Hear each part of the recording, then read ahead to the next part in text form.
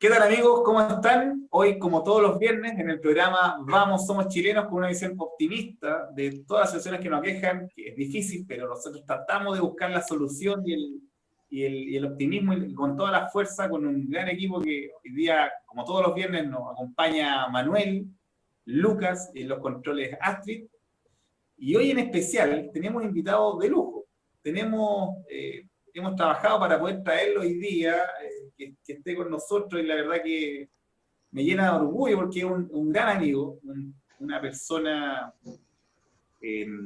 muy respetable en Valparaíso y que se ha ganado un espacio como el abogado del puerto, podríamos decir, porque ha estado en situaciones que son importantes para Valparaíso, como por ejemplo en recursos a favor de la sana convivencia de la sociedad y de la comuna.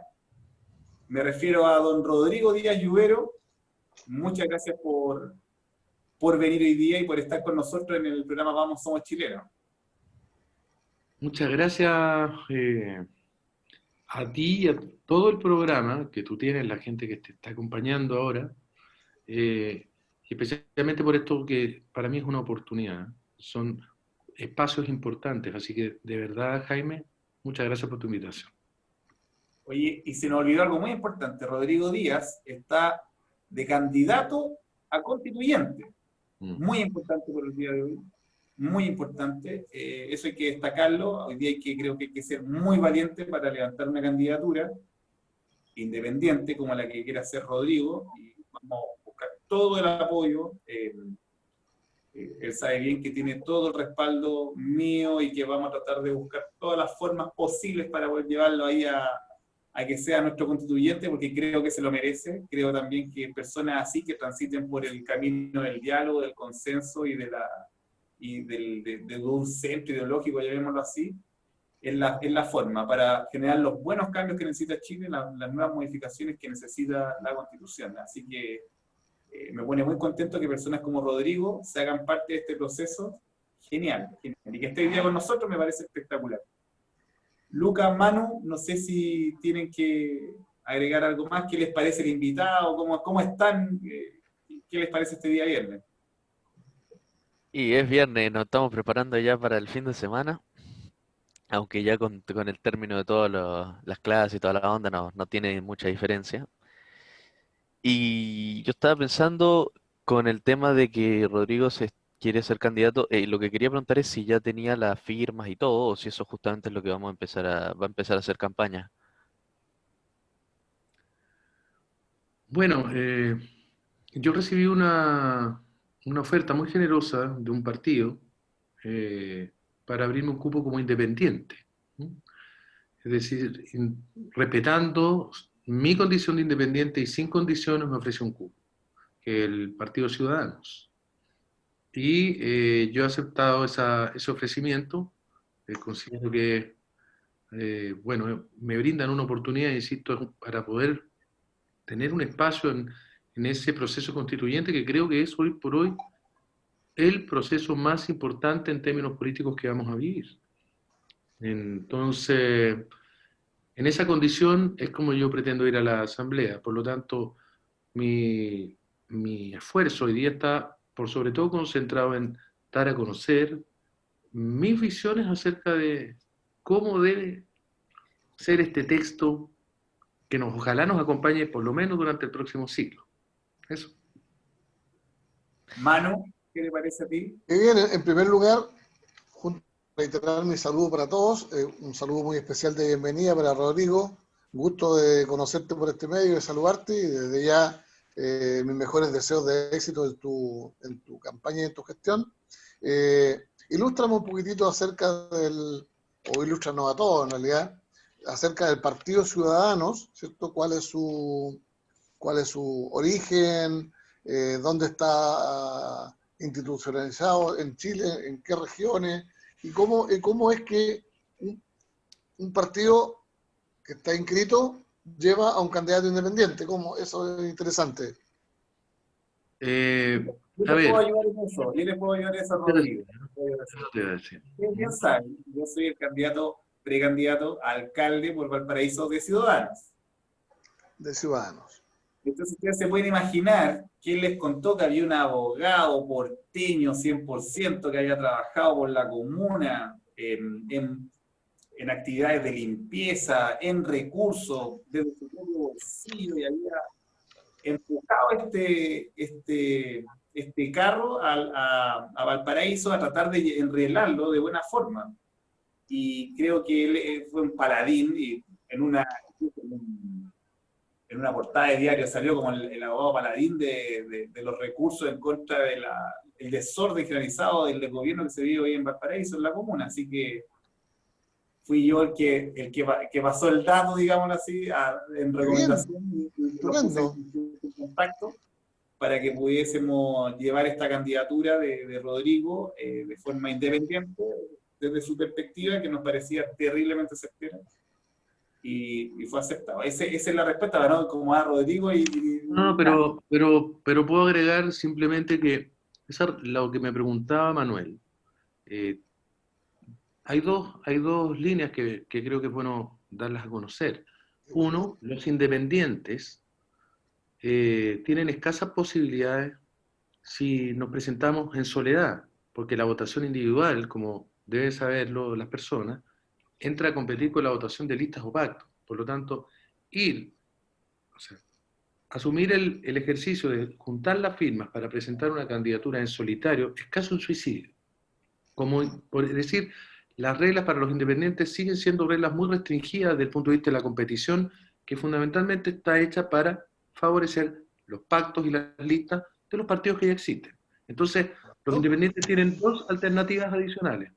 O ir como independiente apoyado por partidos que ya existen, dentro de las listas que ellos tienen, o formar, yo no sé si esta alternativa todavía se maneja, porque incluso creo que esta también peligrada, que los independientes puedan formar entre ellos una lista, que es muy difícil también. Entonces, en esta disyuntiva, a mí, reitero, yo recibo esta oferta bajo la información general que yo manejo, de decir que se trata de un partido de centro, liberal, que hoy día está dentro de un pacto más amplio, que es el pacto de unidad constituyente. Es decir, que toma a todos los partidos de la exconcertación, más algunos, digamos, y que me parece a mí que lo importante es que se respete la independencia, y por eso agradezco esta oferta, porque ha sido una oferta sin condiciones, respetando mi condición de independiente. Eso es.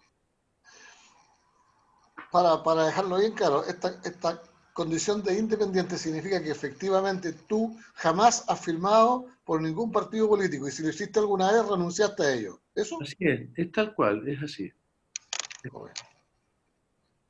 Es así. Y bueno, es la gracia de lo que hemos conversado Manuel y Luca. La otra semana creo que hemos expresado esto es lo que tienen que hacer los partidos políticos.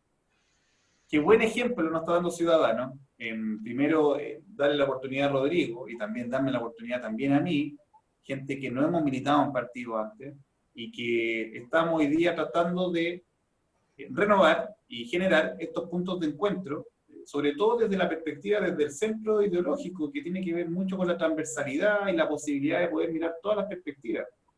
Creo que por ahí es el camino. Por ahí creo que tiene que ir la política a nivel nacional, no tan solo en la Comuna de Valparaíso, que es tan radicalizada, no hemos visto en el último tiempo. Creo que esa puede ser la solución. La verdad, creo que estamos muy contentos por eso. ¿Ya? Rodrigo, cuéntanos un poco más cuáles son tus puntos bases claves, tú crees que en la Constitución, pasando ya al tema de fondo que queremos escucharte en ese sentido, que cree que son fundamentales en la renovación y por dónde tiene que transitar la nueva Constitución. ¿Cuáles crees tú que pueden ser tus aportes en ese sentido? A ver, bueno, de la nueva Constitución, en síntesis, creo que no es, la discusión propiamente tal no va a ser una discusión llena de sorpresas. Los temas más o menos se conocen y se han venido conversando en Chile hace más de 15 años. Los capítulos fundamentales que dicen relación con forma y rol del Estado, forma del gobierno, forma de la nación, derechos sociales y las autonomías. Y a partir de ahí se desgaja algunos otros tipos de aspectos, incluyendo el rol y composición del Tribunal Constitucional, por ejemplo. Pero cada uno de estos capítulos hay bastante que decir. Ahora, además de esto, está en medio de todo de el propio proceso constituyente y sus propios límites, que también va a ser objeto de una reflexión, porque hay que ver cuáles son las relaciones que existen entre el proceso constituyente y el sistema democrático. Este proceso desde ya contiene límites, es decir, pensar que la convención constituyente va a ser una convención autárquica, completamente autónoma, no es real. Límites, por ejemplo, como los valores del sistema republicano, los principios generales del sistema democrático, los tratados internacionales que ya han sido suscritos y ratificados por Chile. Esos son límites objetivos a este carácter tan aparentemente autárquico, a esta hoja en blanco, si tú quieres. Pero ese es un primer aspecto. Y dentro de lo que yo les he dicho, en mi visión, y se lo estoy expresando de manera sintética, en cuanto a rol y forma del Estado, del rol meramente subsidiario debemos avanzar, en mi opinión, es urgente, a un rol social o solidario del Estado de Chile. En cuanto a su forma, tenemos que completar, profundizar el proceso de regionalización conservando el Estado unitario. Eso a mí me parece que es relevante. Desde el punto de vista de la forma del gobierno, hay que terminar con este hiperpresidencialismo que genera situaciones de bloqueo, incluso como la que estamos viviendo hoy día, y darle más oxígeno a través de un viraje hacia las modalidades semipresidenciales. Yo particularmente soy proclive al sistema francés, ¿no? Es decir, un jefe de Estado que concentra también algunas tareas de gobierno y un primer ministro que viene a ser el jefe del gobierno propiamente tal. Forma de la nación, yo creo la necesidad de pasar a dejar atrás esta antigua concepción germánica de la nación que reconoce la idea de una tradición y pasado común que hunde sus raíces en creencias y valores compartidos, e ir avanzando a la realidad, es decir, que Chile es una nación jurídico formal, pero que reconoce en su interior una multiculturalidad. De paso, creo que la Constitución podría consagrar a la 9ª región como una región multicultural o plurinacional. La 9ª en particular. Luego, desde el punto de vista de los derechos sociales, creo que eso es un elemento que hay que reponer, porque la Constitución del 25 consagraba, especialmente en el ámbito de la educación, la función preferente del Estado en el ámbito de los derechos sociales. Preferente digo, no excluyente. Ojo con eso.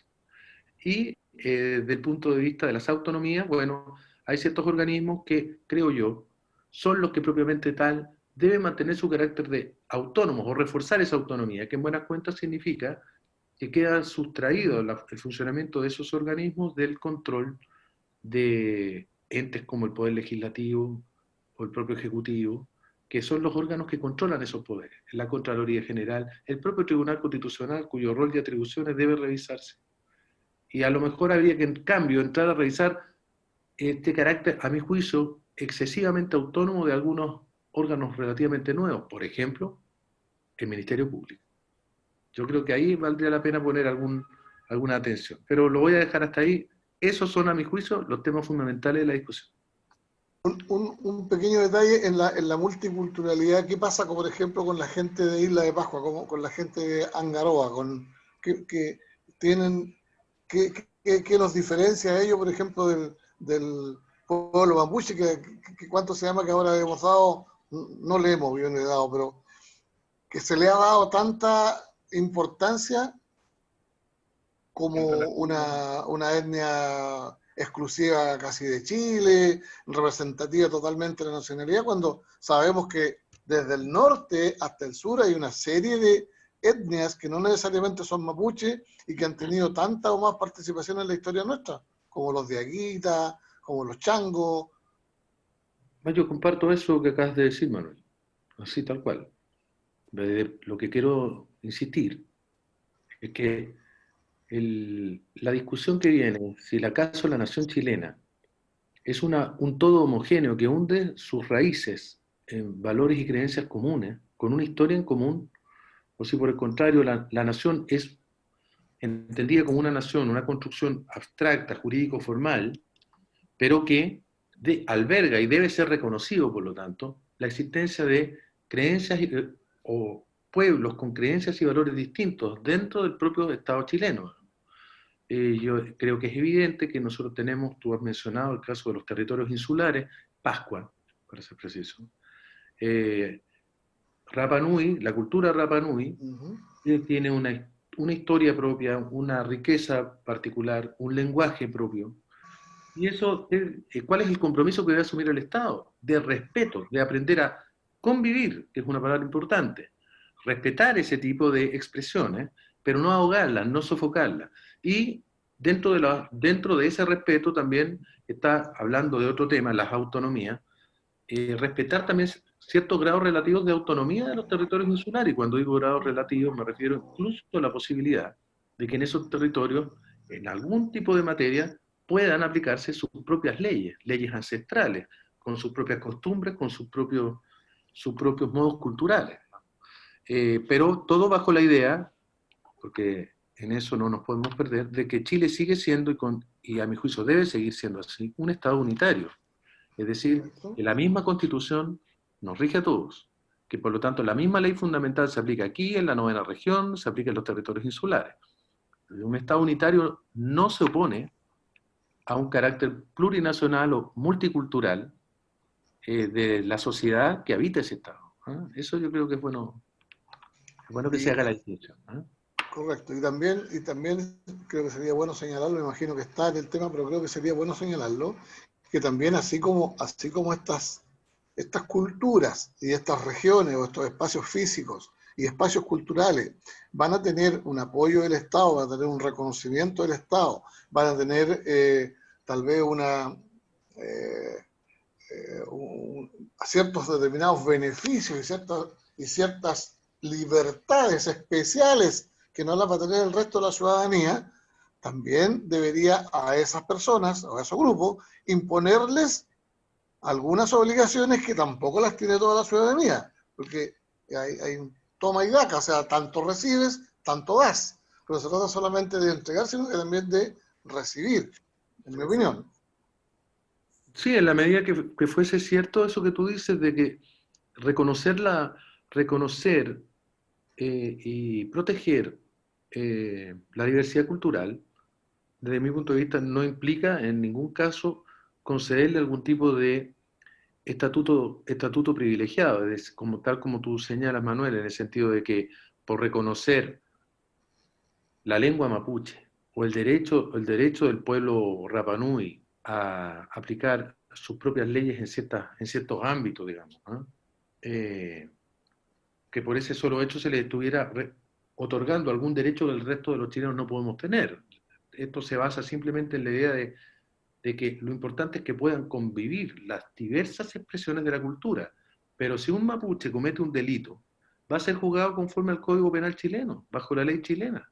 Tiene las mismas obligaciones cívicas, y si algún tipo, tal vez, por ejemplo, uno podría reconocer diferencias bajo la idea de la objeción de conciencia, que hay ciertos tipos de valores compartidos por un determinado pueblo que a lo mejor hacen que pudieran plantear algún tipo de objeción de conciencia en algún ámbito específico.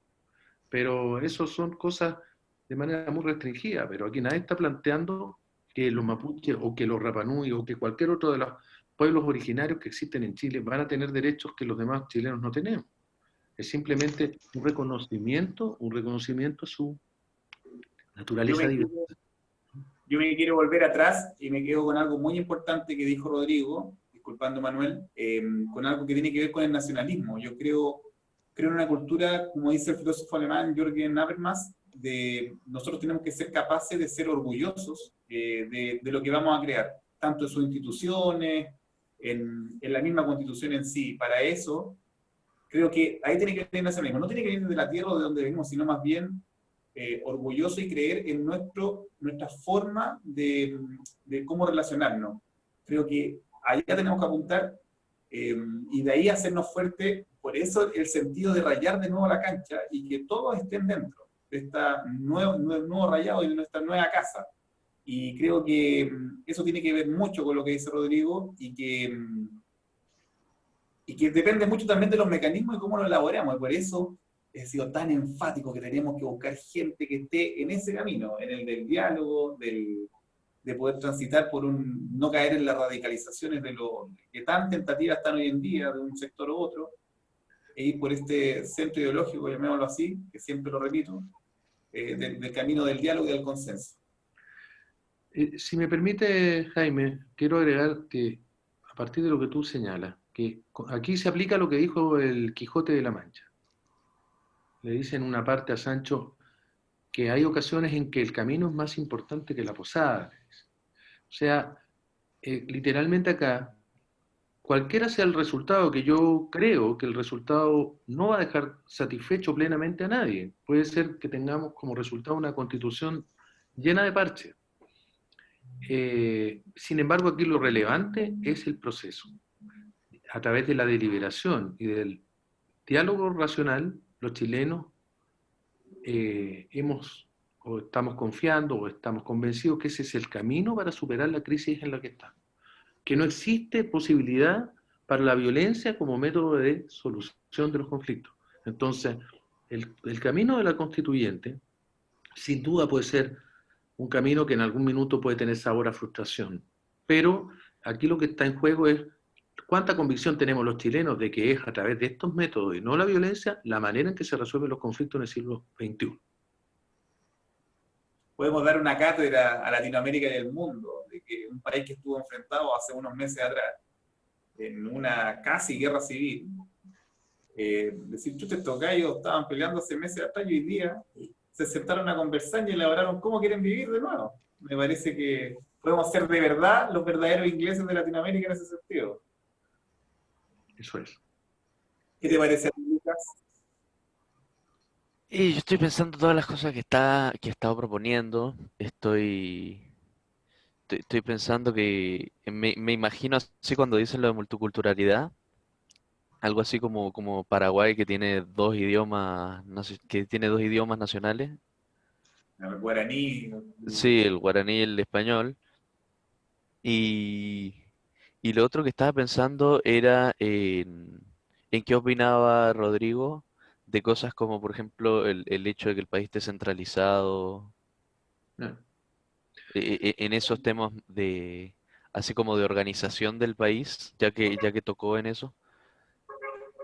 claro, brevemente, el gran desafío que viene ocurriendo en nuestro país a través de las políticas públicas de los últimos 20 años es el de hacer carne la descentralización, que en buenas cuentas significa crear centros de decisión alejados precisamente del gobierno central, distribuyendo el poder hacia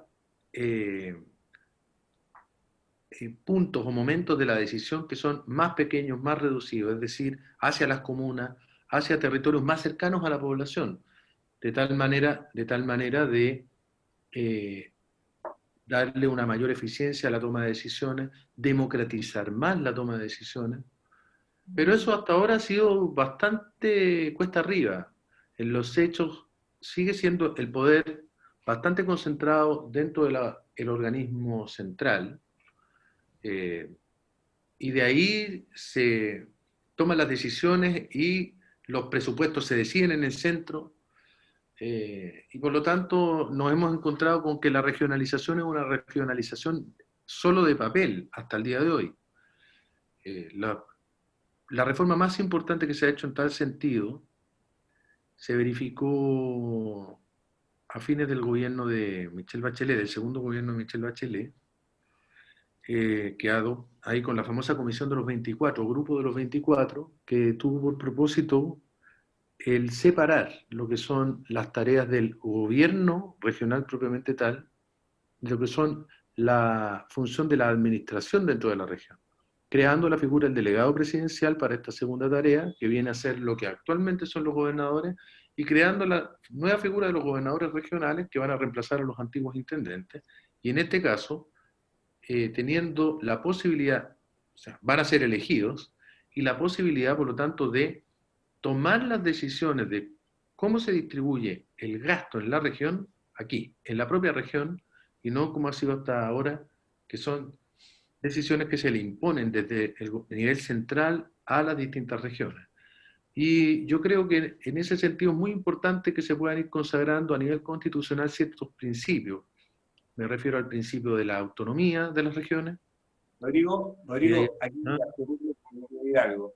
Ahora vamos a terminar esto. Yo estoy súper agradecido que hayas venido, de verdad. Te vamos a tener de nuevo invitado. Eso, invítalo de nuevo. Queremos escucharte más, porque creo que el camino de esto es el diálogo, escuchar a los que saben de Constitución, a los que saben de la materia, pero lamentablemente el tiempo ya se nos acaba del programa, así que muchas gracias. Te mando un abrazo gigante, nos vemos, estamos en contacto y vamos a tenerte de nuevo para que nos sigas ilustrando y saber por dónde tenemos que transitar para esta nueva Constitución. A Luca y Manuel, nos vemos en el próximo bloque. Eso, gracias, Perfecto.